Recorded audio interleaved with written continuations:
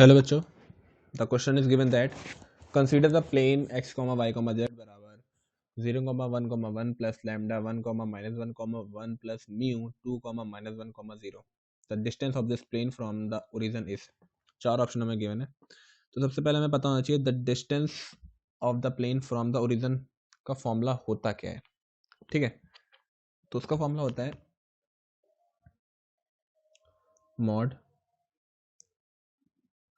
d upon under root a का square plus b का square plus c का square. ठीक है, ये होता है हमारा फॉर्मूला। जहाँ पे ए बी सी डी क्या होते हैं, वो होते हैं जो प्लेन की इक्वेशन होती है हमारे पास। लेट की हमने a x plus b y plus c z plus d equal to 0, ये होती है हमारा प्लेन की इक्वेशन। ठीक है, ये हमारा प्लेन की इक्वेशन होती है। तो उस कंडीशन में जो ओरिजिन से प्लेन की डिस्टेंस होती है वो ये होती है। तो हमारे पास जो प्लेन की इक्वेशन होनी चाहिए वो हमें हमारी इस वाली फॉर्म में हमें पहले लेके आना है। ठीक है, तो सबसे पहले जो हमें इक्वेशन दिया हुआ है, हमें इस रूप में दिया हुआ है इक्वेशन, तो हम इसे थोड़ा पहले सॉल्व करेंगे, उसके बाद हम आगे काम करेंगे। तो ये हमें कोऑर्डिनेट सिस्टम में दिया हुआ है। सबसे पहले हम इसे क्या लिख सकते हैं, इसे हम पहले वेक्टर फॉर्म में लिखते हैं। तो ये हमारे पास हो जाएगा एक्स आई प्लस वाई जे प्लस जेड के इक्वल टू 0 आई, मतलब 0 आई हो जाएगा, एंड आई फिर 1 है तो मतलब इसका मतलब जे प्लस के हो जाएगा। ठीक है, प्लस लैम्डा, ये हो जाएगा आई माइनस जे प्लस के। ठीक है, प्लस म्यू 2i माइनस जे प्लस 0 के, मतलब इसका कोई सवाल ही नहीं उठता। तो ये हमारे पास एक अच्छा X plus Y plus Z को हम वेक्टर आर मान सकते हैं। वेक्टर आर बराबर, थोड़ी देख लिया, ठीक है, बाद में फिर से ओपन कर लेंगे, कोई दिक्कत नहीं है।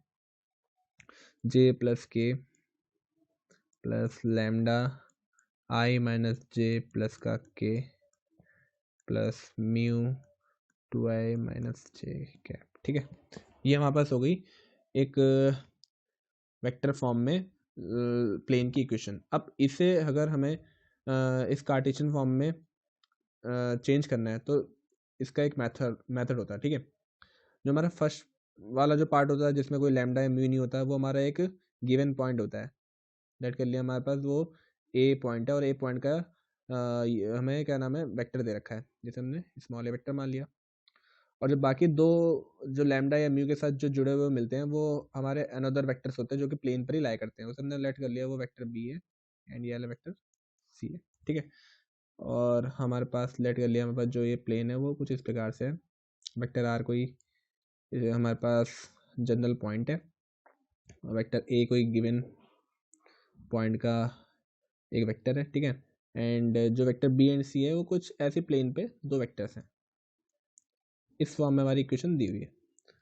तो जब इस फॉर्म में हमारी इक्वेशन दी होती है तो जो इसकी इक्वेशन होती है वो होती है हमारे पास, अगर हमें, हाँ, तो हमें पहले एक वेक्टर एन, इसका नॉर्मल वेक्टर भी निकालना पड़ता है। ठीक है, नॉर्मल वेक्टर क्योंकि यहाँ पर होगा समथिंग इस प्लेन के नॉर्मल होता है, उसे हम वेक्टर एन मान लेते हैं।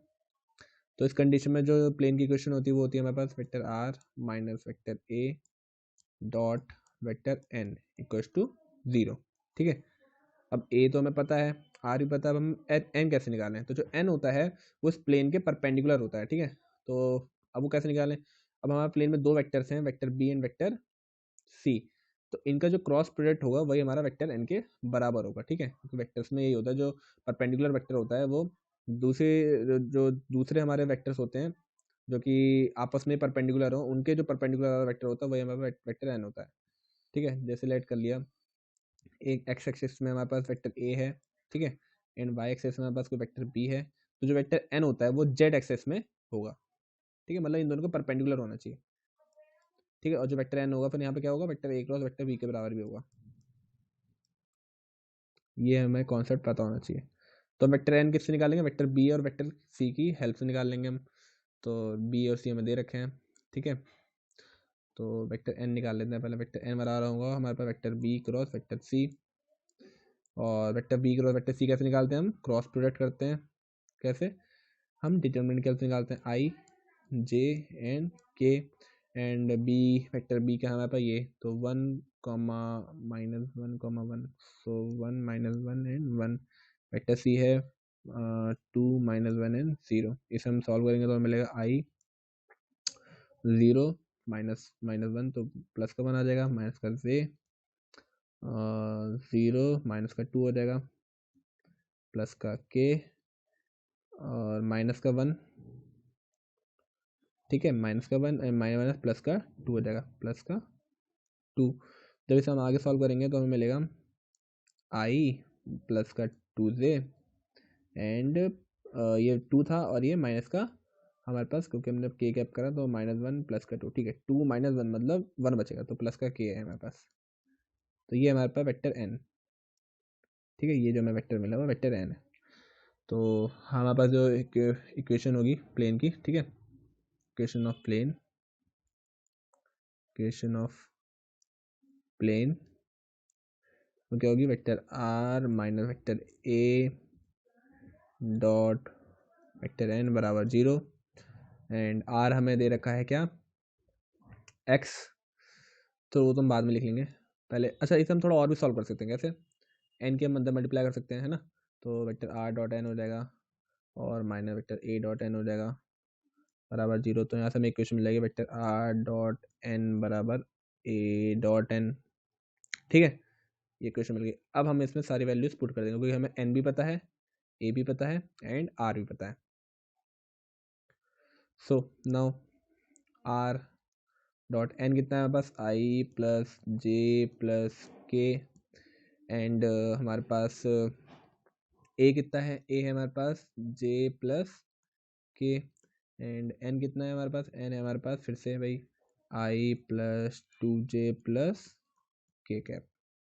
इसे हम आगे थोड़ा सॉल्व करते हैं। तो देखिए यहाँ पे आर क्या था, आर था एक्स वाई जेड आई जे के साथ, ठीक है, तो चलिए लिख लेते हैं एक्स आई कैप प्लस वाई जे कैप प्लस जेड के cap dot I cap plus J cap plus के कैप, ठीक है, बराबर यहाँ पे हमारे पास आता है क्या, जे की जे से जे के कोएफिशिएंट की मल्टीप्लाई जे के कोएफिशिएंट से होगी तो 2 आ जाएगा एंड के में तो +1।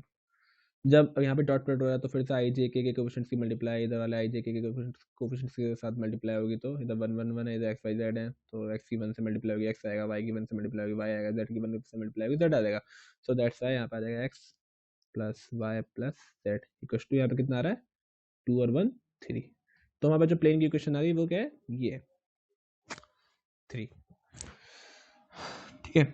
सो ये हमारे पास हो गया। एक सेकेंड, हमने एक छोटी गड़बड़ कर दी, आर डॉट एन, ठीक है, और जो एन था हमारे पास क्या था आई प्लस 2 से 2 था यहाँ पे, तो यहाँ पे हमने सिंगल ये लिख रखा है, हमें 2 लिखना हम भूल गए, सॉरी 2 आएगा, ठीक है, यहाँ पे भी 2 आएगा एंड यहाँ पे भी 2 आ जाएगा।